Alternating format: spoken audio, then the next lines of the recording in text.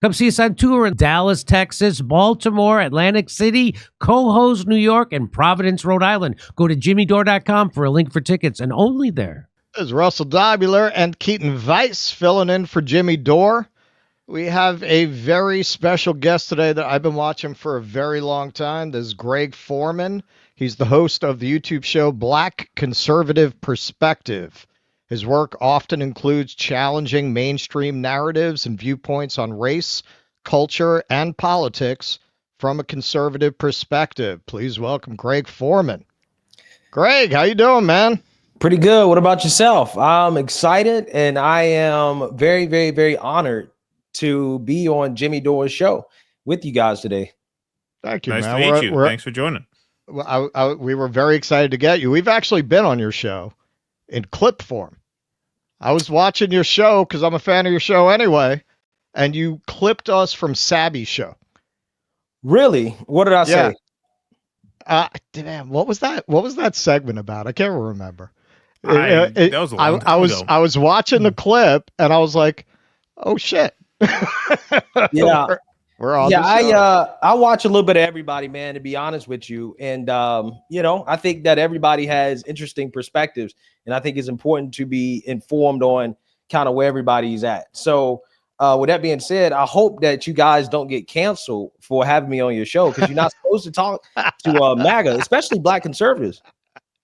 We talk to everybody, and actually we got a clip I'm going to show you. You might find you have something in common with our friends over at Uhuru that you would not have expected, who are actually were prosecuted by Biden's Justice Department as being Russian agents.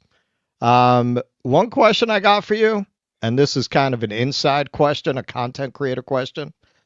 Yo, man, you are on stories before people even know the story happened. And not only that, you have the most thorough clip coverage of anybody out there, man. Like, honestly, we'll look to your clips very often to see, like, what are people talking about? Do you got like one very on the spectrum person, or like 10 people working on your show? How are you that on top of it? Well, I guess I'm on the spectrum because it's just me. You got to be kidding me. No, I promise you, it's just me. Really? Wow. Yeah. I have a question. What is your set design budget? Come on, man. I'm just asking, because the reason I'm asking is because Russell wants me to redesign my set. And so I think if you can make that work, I should try that, because it'd be a lot easier than what he's going to. Russell wants me to get lava lamps and plants and all this weird shit. I'm a minimalist. I'm extremely frugal. And that is a part of my personal and political identity, man. Hey, I think it works. Like I said, you see this curtain in back of me? That used to be my only set. And then we're like, we need books. We need books. We need to look smart. People have been asking. See, the left is very snobby like that. That's why you're having a left-wing show. You have to look smart, where the left can be very, very snooty in that way. Hey, I dig it. I like to go with a minimalist background. I'll put something back here one day, but we'll see. I mean, it works for you. Greg can sell that, man. He's not like you. He's got personality. Mm-hmm. All right, so let's get into it. A lot of Black conservatives have a backstory that they started out Marxists or liberals. Thomas Sowell was a Marxist as a young man. Candace Owens says she was a liberal. I don't get that impression with you. What was your journey? How did you wind up where you are politically? Yeah, so I've always been on the social conservative side of things, growing up in the South, two-parent household, traditional family values. So, I've always kind of been more socially conservative in my viewpoints. But when it comes to my political identity, I really developed that in college, going to UNC Chapel Hill and having gone through the racial protests that were happening at the time Obama was in office. People wanted to take down the Solid Sam statue. They wanted to rename the buildings and stuff like that. And at the time, it was a very personal journey for me. Being Black and on that campus where you have a lot of history. And I feel like at the time I was being sold the victimhood narrative, and I kind of internalized that a little bit until the second half of my college career, when I really got into financial literacy. And the more I started to study financial literacy, I started to understand the importance of personal responsibility and just looking to kind of develop more of my core ideology about who I am as a person. And I connected that to politics to a certain extent, reading more about, modern conservatism, like, for example, reading about Edmund Burke and the connection between religion and tradition and culture and the state, and then reading other people like Booker T. Washington and how he viewed race relations coming up through slavery, Thomas Sowell, obviously. But more so than anything, it really was just working in the financial services industry, which is really that, along with my own studying and my own kind of personal journey and trying to get out of this victimhood mindset. I was like, you know what? Like, let me kind of develop myself ideologically. And it really helped. My second half of college, I did a lot better than the first half, and that's because I applied myself and I just took responsibility for where I was at. And, working in the actual private sector, it just became more clear to me kind of where I was and where I was leaning in regards to my politics. And I decided to speak out about politics due to dissatisfaction with the current state of the country, specifically during the BLM protests that I vehemently disagreed with.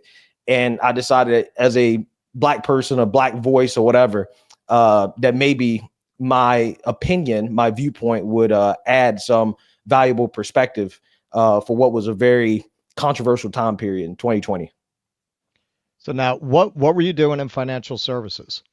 So I was working in investment management. So essentially, I started off helping people make basic investment choices and construct their portfolios, and then got elevated or promoted to working with the high net worth department at Vanguard. So I was working with ultra high net worth individuals, whatever you want to define that as, 1 million, 5 million, $10 million plus, helping them with their financial situation and to construct their portfolio. So basically, I was working in private wealth management, and I got to observe the behaviors and the patterns of the rich and how they built wealth.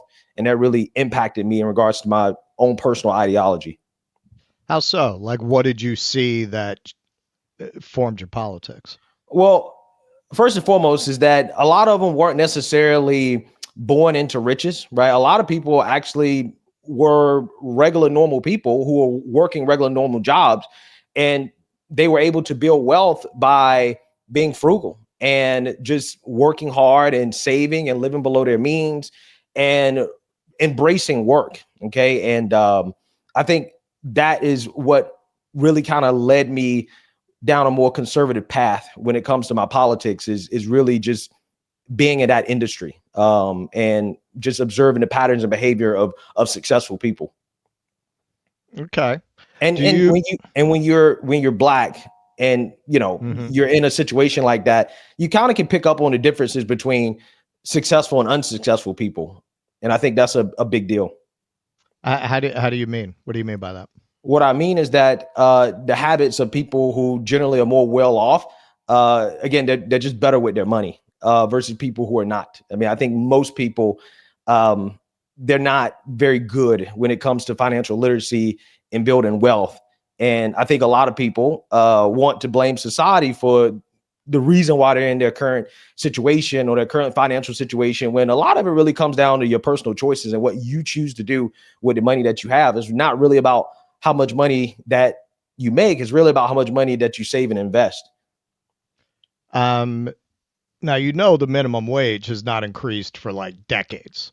So how does somebody entering in, making that kind of wage, even save any money to get ahead like that? Well, first and foremost, I mean, my own personal philosophy is that, you got to work hard, work smart, take risk. So ultimately, you got to decide, okay, well, what skills do I need to gain in order to get a better job, to increase my income? And once I increase my income, a lot of people, when they increase their income, they also increase their expenses as well, too. Okay, so you go from making $30,000 a year to $50,000 or $60,000 a year, and they think, okay, well, it's time to buy a new car. It's like, nah, it's not time to buy a new car, right? You still need to live in the same, you still need to live in the same house. You still need to have the same car, and you just need to save more money and take advantage of the market, compound interest, investment opportunities, commercial real estate. A lot of opportunities out there, but people just they don't go out of their way to improve themselves and to put themselves in a better situation. I think ultimately at the end of the day, it comes down to personal responsibility, and that's what you just got to put in the work, and you got to think smart about it as well too. It's not about working hard. You got to work hard, but you also got to work smart too, and you got to take risks. Come see us on tour in Dallas, Texas, Baltimore, Atlantic City, Cohoes, New York, and Providence, Rhode Island. Go to jimmydore.com for a link for tickets, and only there.